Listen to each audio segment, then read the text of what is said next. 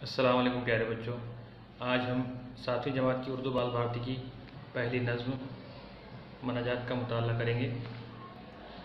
اس سے پہلے ویڈیو میں ہم اس نظم کے بارے میں پہلی بار اور شاعر کی جان پہچان کا مطالعہ کر چکے ہیں۔ آج ہم نظم کو سمجھیں گے۔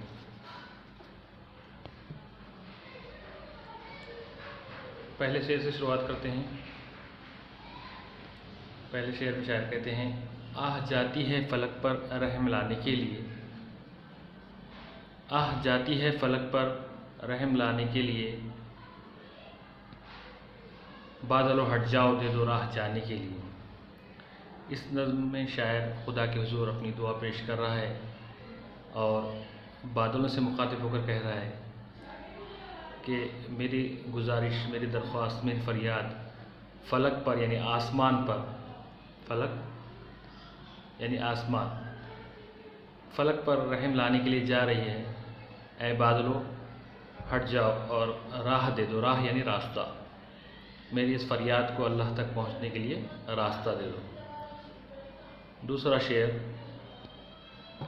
اے دعا ہاں عرض کر عرش الہی تھام کر، اے دعا ہاں عرض کر عرش الہی تھام کر، اے خدا اب پھیر دے رخ گردش ایام کر۔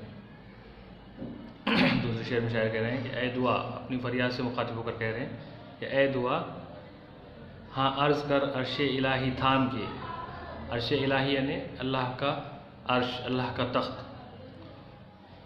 اے خدا اب پھیر دے رخ گردش ایام کی۔ گردش ایام، ایام یوم کی جمع ہوتی ہے اور گردش ایام یعنی دنوں کی گردش، ایام کی گردش، یہاں سے مراد بد نصیبی ہے۔ دوسرے شعر میں شاعر دعا سے کہہ رہے ہیں کہ اے دعا، اے التجا، اے فریاد، تو عرش الہی کو تھام لینا اور اللہ سے مانگنا ہے شاعر کو کہ اے خدا اب پھیر دے رخ گردش ایام کی، ہماری مصیبت کے دن، ہماری پریشانی کے دن کو اللہ تعالیٰ تو پھیر دے۔ ڈھونڈتے ہیں اب مداوا سوزش غم کے لیے، کر رہے ہیں زخم دل فریاد مرہم کے لیے۔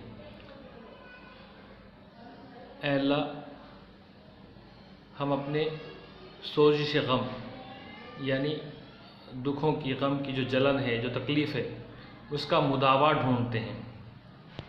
مداوا یعنی دوا، علاج۔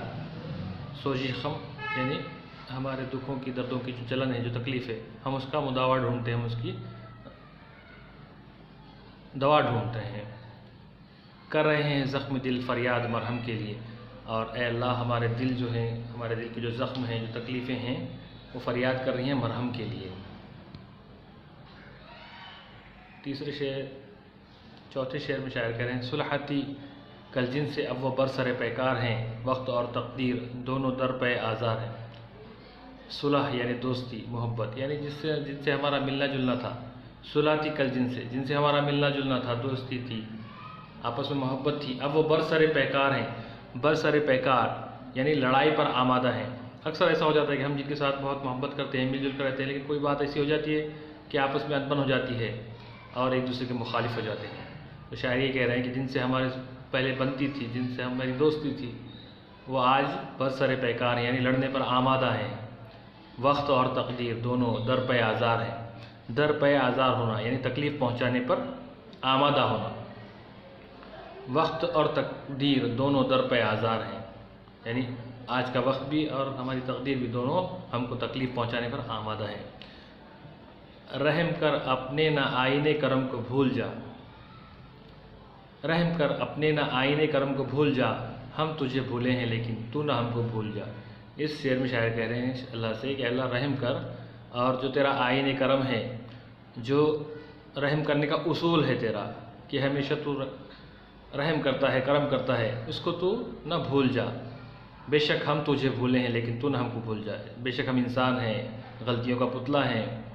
انسان کو جب بہت کچھ مل جاتا ہے، آرام، آسائش، کامیابیاں مل جاتی ہیں، تو اکثر ایسا ہوتا ہے کہ وہ اس کامیابی کو اپنی ہی کامیابی سمجھتا ہے، جبکہ اللہ کی طرف کی دی ہوئی کامیابی ہے، اور وہ اللہ کو بھول کر اپنے آپ کو ہی بہت زیادہ ہوشیار، بہت زیادہ سمجھدار سمجھنے لگتا ہے۔ لیکن جب اللہ کی طرف سے کوئی پکڑ آتی ہے، تھوڑی بہت تکلیف پہنچتی ہے، تو پھر اس کو اللہ یاد آ جاتا ہے۔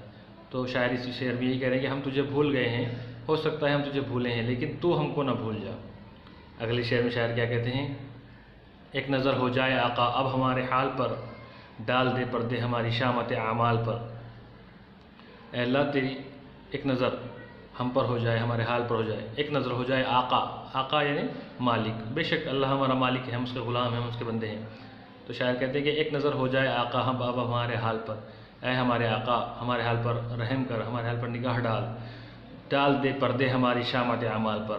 بے شک ہم نے بہت برے کام کیے ہیں، بہت گناہ کیا ہے، لیکن تو ستار ہے، تو اپنی ستاری کا پردہ ہمارے اعمال پر ڈال دے پردے ہماری شامت اعمال پر۔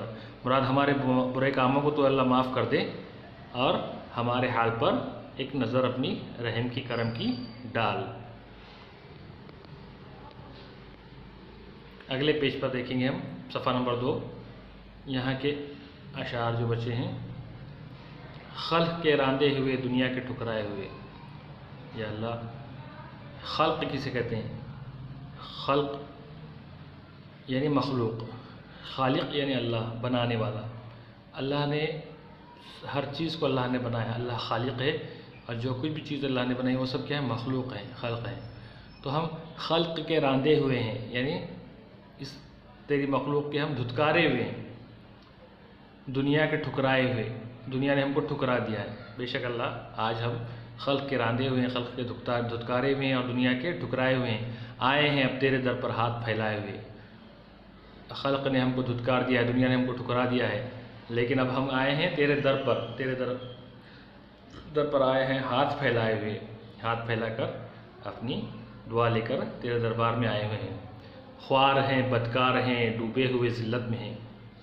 آگے شاعر کہہ رہا ہے کہ خوار ہیں بدکار ہیں ڈوبے ہوئے ذلت میں ہیں۔ خوار یعنی ذلیل و رسوا، بے شک ہم ذلیل و رسوا ہیں، بے شک ہم بدکار ہیں، گناہ گار ہیں، ڈوبے ہوئے ذلت میں ہیں۔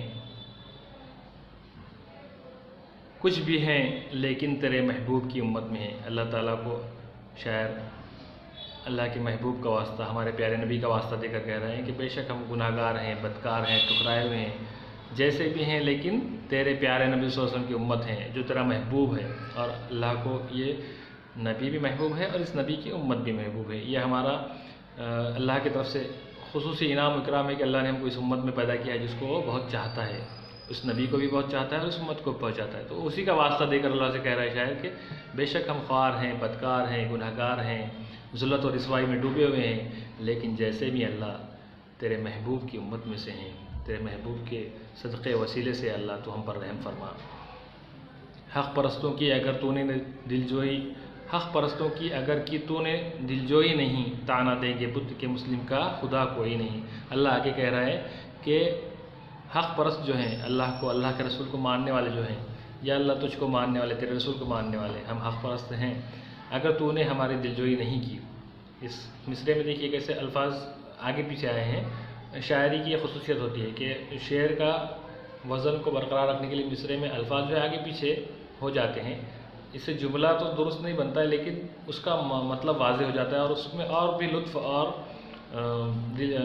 مزہ اس مصرعے کے اندر آ جاتا ہے۔ حق پرستوں کی اگر کی تو نے دلجوئی نہیں، حالانکہ جملہ اس میں بنتا ہے نثر میں کہ اگر تو نے حق پرستوں کی دلجوئی نہیں کی، لیکن اگر ایسا کہیں گے ہم شعر کے اندر، وہ شعر کا وزن صحیح نہیں ہوگا اور اس کو پڑھنے میں ہم کو لطف نہیں آئے گا۔ حق پرستوں کی اگر کی تو نے دلجوئی نہیں، اللہ کا تو نے مسلمانوں کی یعنی حق پر چلنے والوں کی، تجھ کو اور تیرے رسول کو ماننے والوں کی دلجوئی نہ کی۔ دلجوئی کرنا یعنی تسلی دینا۔ تانا دیں گے بت کے مسلم کا خدا کوئی نہیں ہے۔ یہاں مراد بت سے مراد بت پرست لوگ ہیں، جو غیر لوگ ہیں، جو اللہ کو نہیں مانتے، وہ تانا دیں گے کہ وہ تانا دیں گے کہ مسلم کا خدا ہی نہیں ہے۔ تو شاعر اس طرح اپنے اللہ کے دربار میں اپنی دعا کو، اپنی مناجات کو پیش کر رہا ہے، اور ہم بھی ہماری کوئی پریشانی، کوئی مشکل ہوتی ہے تو اللہ کی بارگاہ میں ہم اپنی فریاد پیش کرتے ہیں، اور بے شک ہمارا یقین ہے کہ اللہ ہماری دعاؤں کو قبول کرتا ہے۔ اس طرح یہ نظم مکمل ہوئی، اس کو آپ اچھی طرح سمجھیں۔ اس کے بعد اگلے ویڈیو میں الفاظ کے معنی سمجھاتا ہوں، اور پھر ہم مشق کی طرف بڑھیں گے۔ اللہ حافظ۔